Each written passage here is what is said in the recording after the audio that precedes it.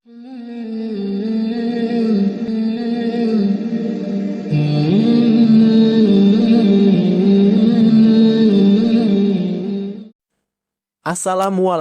warahmatullahi wabarakatuh. Aisyah radhiyallahu anhu berkata, pada suatu hari tubuh Rasulullah sallallahu alaihi wasallam bergetar dalam tidurnya. Lalu kami bertanya, mengapa engkau melakukan sesuatu yang belum pernah engkau lakukan wahai Rasulullah? Rasulullah menjawab, akan terjadi suatu keanehan, yaitu bahwa sekelompok orang dari umatku akan berangkat menuju Baitullah untuk memburu seorang laki-laki Quraisy yang pergi mengungsi ke Ka'bah. Sehingga apabila orang-orang tersebut telah sampai ke padang pasir, maka mereka ditelan bumi. Kemudian kami bertanya, bukankah di jalan padang pasir itu terdapat bermacam-macam orang? Dia menjawab, benar. Di antara mereka yang ditelan bumi tersebut, ada yang sengaja pergi untuk berperang. Dan ada pula yang dipaksa untuk berperang. Serta ada pula orang yang sedang berada dalam suatu perjalanan.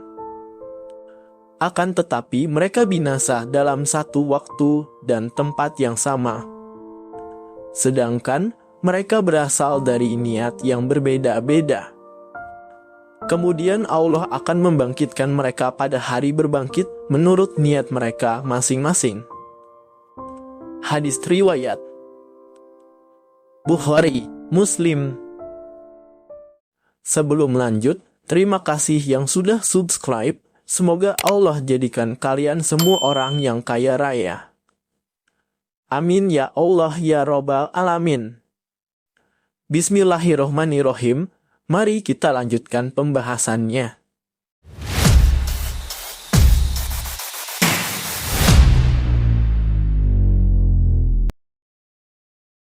Rasulullah Muhammad Shallallahu Alaihi Wasallam memandu manusia dari segala aspek, mulai dari akidah, fikih, dan etika beribadah atau tasawuf. Fikih itu cakupannya luas dan termasuk di antaranya adalah fikih kepemimpinan. Para ulama Ahlus Sunnah wal Jamaah memasukkan aspek kepemimpinan ini dalam kategori fikih atau cabang akidah, bukan pokok akidah. Kenapa demikian? Dikutip oleh Ustadz Yusuf Santro adalah agar manusia tak terbelenggu pada fanatisme buta sehingga perbedaan pendapat menjadi bagian dari kewajaran. Di antara perbedaan itu adalah mengenai siapakah yang dimaksud dengan khalifah yang berada dalam manhaj kenabian atau sering disebut khilafah ala minhajin nubuwah dan kepemimpinan 12 lelaki atau khalifah atau amir. Dari Huzaifah bin Al-Yaman radhiyallahu anhu berkata, sesungguhnya Nabi bersabda, kenabian akan menyertai kalian selama Allah menghendakinya, kemudian Allah mengangkat kenabian itu bila menghendakinya. Kemudian akan datang khilafah sesuai dengan jalan kenabian, yaitu khilafah ala minhajin nubuwah, pada waktu Allah menghendakinya. Kemudian Allah mengangkatnya apabila menghendakinya. Kemudian akan datang kerajaan yang menentang dalam waktu yang Allah kehendaki. Kemudian Allah mengangkatnya apabila menghendakinya dan diganti dengan kerajaan yang memaksakan kehendaknya. Kemudian akan datang khilafah sesuai dengan jalan kenabian. Habib bin Salim berkata, setelah Umar bin Abdul Aziz menjadi khalifah, sedangkan Yazid bin Al-Numan bin Bashir menjadi sahabatnya, maka aku menulis hadits ini kepada Yazid. Aku ingin mengingatkannya tentang hadits ini yang aku riwayatkan dari ayahnya. Lalu aku berkata kepada Yazid dalam surat itu, sesungguhnya aku berharap bahwa Amirul Mukminin Umar bin Abdul Aziz adalah khalifah yang mengikuti minhaj al-nubuwah sesudah kerajaannya menggigit dan memaksakan kehendak. Kemudian suratku mengenai hadits ini disampaikan kepada Umar bin Abdul Aziz, dan ternyata beliau merasa senang dan kagum dengan hadits ini. Hadis riwayat Ahmad, Al-Bazzar, Abu Dawud, Al-Baihaqi, dan lain-lain. Berdasar riwayat ini, ada banyak ulama yang menyatakan bahwa khilafah ala minhajin nubuwah ini sudah tergenapi oleh Khalifah Umar ibnu Abdul Aziz. Sementara, ada pula ulama yang menyatakan bahwa khilafah ala minhajin nubuwah ini adalah Al-Mahdi akhir zaman. Namun dengan jelas, Rasulullah memerintahkan manusia untuk taat kepada pemimpin, walaupun ada kalanya memakai istilah imam, sultan, dan amir. Sebagaimana Rasulullah bersabda yang artinya, agama ini akan selalu tegak sampai ada bagi kalian 12 khalifah. Dan mereka semua disepakati oleh umat. Hadis riwayat Abu Dawud. Para ulama berbeda pendapat apakah 12 khalifah itu sudah terjadi ataukah ada yang belum terjadi.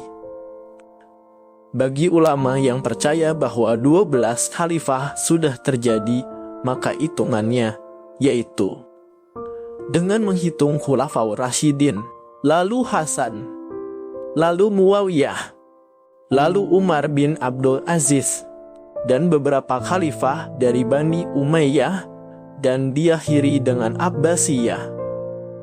Dengan itu, baik dengan menghitung Umar ibnu Abdul Aziz sebagai khalifah terakhir dari 12 orang itu, atau memasukkan beliau sebagai salah satunya, yang jelas bagi yang berpandangan bahwa 12 pemimpin ini telah berlalu, maka kesimpulannya khalifah yang bermanhaj ala nubuwah berkaitan dengan akhir dari 12 khalifah.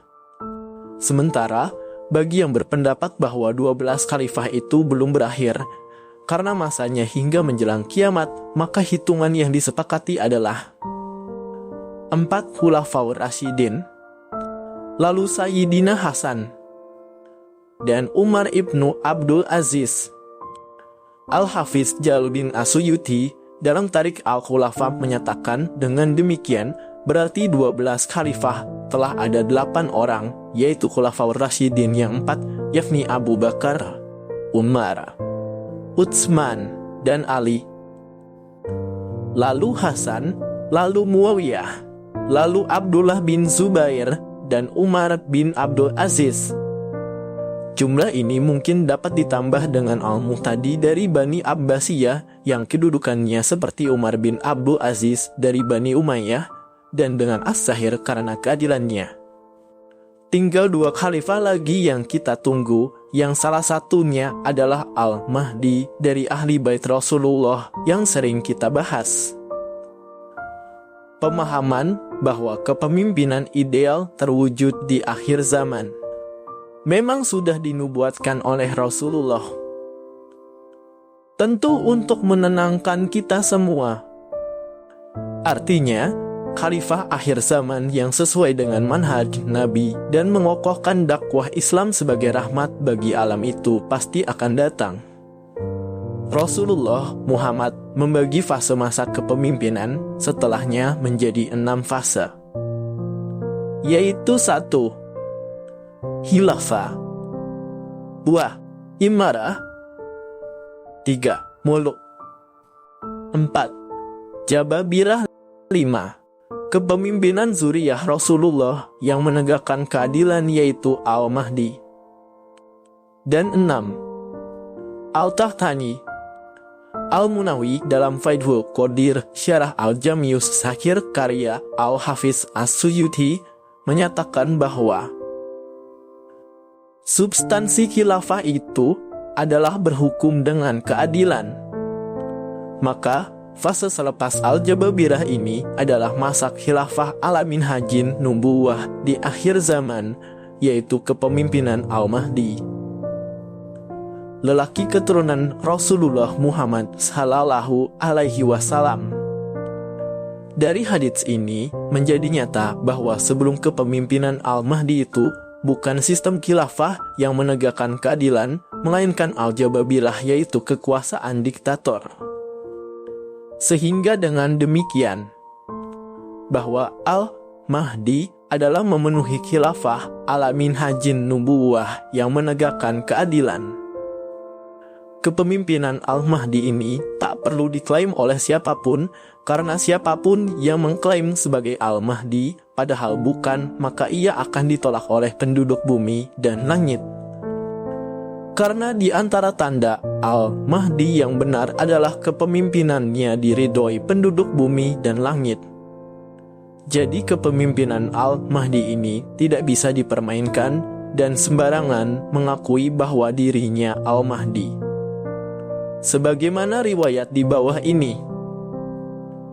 Artinya, aku berikan kabar gembira kepada kalian dengan datangnya al-Mahdi yang dimunculkan kepada umatku ketika terjadi perselisihan dan kegoncangan di antara manusia. Lalu bumi akan dipenuhi dengan keseimbangan dan keadilan sebagaimana ia telah dipenuhi oleh kejahatan dan kezaliman. Penduduk langit dan bumi ridha dengannya. Musnad Ahmad bin Hanbal 11.332. Al-Hafiz Abu Daud Sulaiman ibnu al-Ash'ats as-Sijistani dalam Sunan Abi Daud mengoleksi 12 hadits yang terkait dengan Al-Mahdi dalam berjudul Kitab Al-Mahdi. Isinya yaitu pembahasan tentang Al-Mahdi. Dimulai dari hadits nomor 4279 hingga 4290. Di antara 12 hadits tema Al-Mahdi itu, ada 2 hadits yang jelas menyebut nama Al-Mahdi, sementara hadits lainnya adalah mengarah pada keadaan dan ciri Al-Mahdi. Salah satu hadisnya ialah hadits dengan nomor 4284 yang artinya, Aku Ummu Salamah mendengar Rasulullah bersabda, Al-Mahdi itu berasal dari keluargaku, dari keturunan Fatimah. Maka dari semua hadis yang ada dan sahih, bisa dipastikan bahwa Imam Mahdi adalah imam umat muslim di seluruh dunia. Tidak ada golongan yang mendasarinya, baik dari NU, Muhammadiyah maupun Syiah. Dan dengan hadis Nabi yang telah kita bahas sebelumnya, kewajiban kita hanya kembali kepada 6 rukun iman. Rukun iman berasal dari 2 kata dalam bahasa Arab, rukun yang berarti pilar atau dasar, dan iman yang berarti keyakinan atau kepercayaan. Jadi, secara harfiah, rukun iman berarti pilar-pilar atau dasar-dasar keimanan. Dalam konteks Islam, rukun iman merujuk pada 6 keyakinan dasar yang harus dipegang teguh oleh setiap muslim. Keenam rukun ini adalah fondasi fundamental dari keimanan seseorang dan menjadi pedoman utama dalam keyakinan dan praktik keagamaan Islam.